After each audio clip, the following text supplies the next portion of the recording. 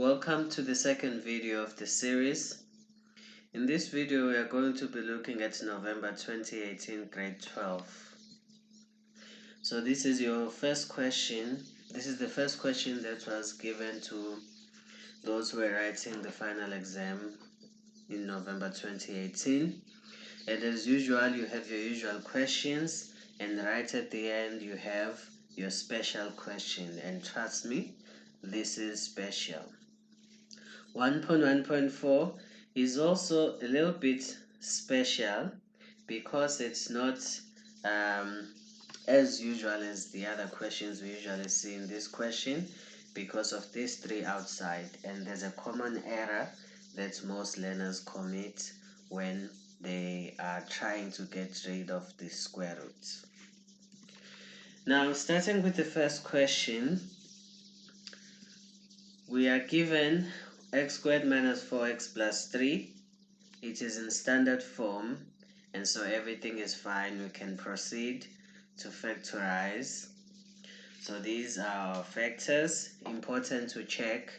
Minus 1 minus 3 gives you minus 4. So your middle term is also found from your factors. And then your final answers are x equal to 1 and x equal to 3. Moving on to the second question, of course, it's a quadratic formula question because in the question they state that you must answers must be provided correct to 2 decimal places. So that is a clue that you need to use your quadratic formula. So this quadratic equation is in standard form, and therefore there's nothing to worry about. So we just write down our quadratic formula. We substitute our values. So you can see that your A is 5, positive 5. Your B is minus 5. And your C is positive 1. So after substituting, you get your X values being 0.72 and 0.28, both correct to 2 decimal places. The third question is a quadratic inequality question. Again, standard form. Standard form is so important. If you can just remind yourself that every time you have a quadratic equation or quadratic inequality, you work towards standard form, then your life will be much easier. So we factorize. So our critical values will be -2 and +5, as we can see from our sketch.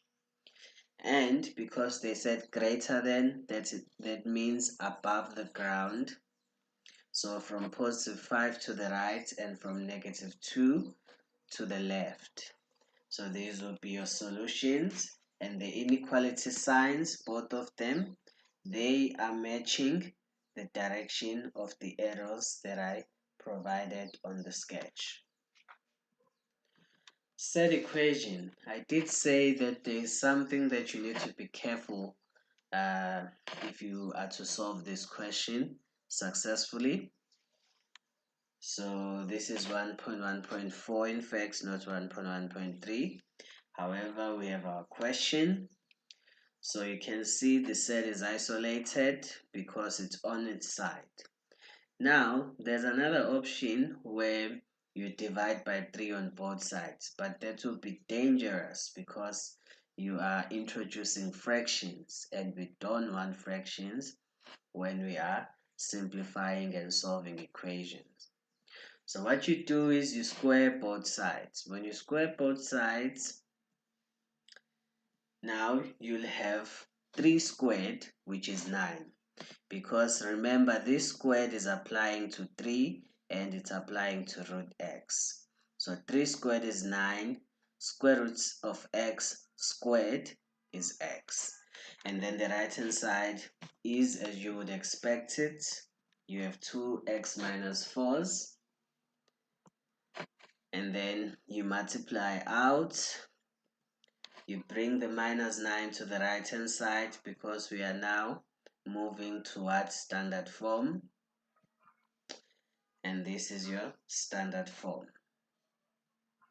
You factorize and then you get your values. Now if you check here, you have x minus x is not equal to 1. And this is a part that most learners forget when they do these questions. They forget to reject. Because you have a root, it means one of these two options will not be valid, will not be a solution for this particular original question. So how do you find out? You take 1 and you put it in place of x. So if you put 1 here, you have square root of 1, which is 1 times 3, that is 3. So you have 3 on the left hand side. On the right hand side, if you put 1, you have 1 minus 4, which is minus 3. And 3 is not equal to minus 3, and that is how you know that you must reject this solution. It's a solution for x squared minus 17x plus 16, but it is not the solution for the original question. Moving on to our simultaneous equations. We are given our two equations. We label them. After labeling them, we choose the simpler linear equation, which is equation 1. We solve for y. We bring y to the right hand side and we bring 2 to the left hand side and it becomes minus 2. That's your equation 3. We substitute this equation 3 in the unused equation 2. As you can see, it's in red, 3x minus 2 in place of y. And now we simplify. 2 multiplied by 3x is 6x. 2 multiplied by minus 2 is minus 4. And because this is quadratic, we are now striving for standard form. So already when you have 9x squared plus 6x minus 3 equal to 0, that is standard form. However, you can simplify by dividing by 3 on both sides. So this is your standard form, your simplified version of the standard form. We factorize and you have x equals to 1 over 3 or x equals to negative 1. Now we need to find the corresponding values for y. So if you remember, we had y equals to 3x minus 2 as our equation 3. So we substitute x equals to 1 over 3 and x equals to negative 1.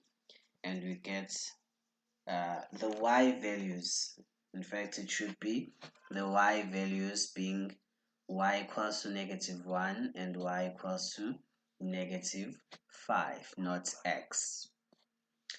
The special question in this question is very special indeed. So this is what you are given and you are asked to simplify. You are given what is on the left hand side and somehow what is in red and in green for your convenience should be used in order to simplify. So what we do is we start by multiplying this 3 in. So we're multiplying the exponents. 3 times x is 3x. 3 times negative 1 is negative 3.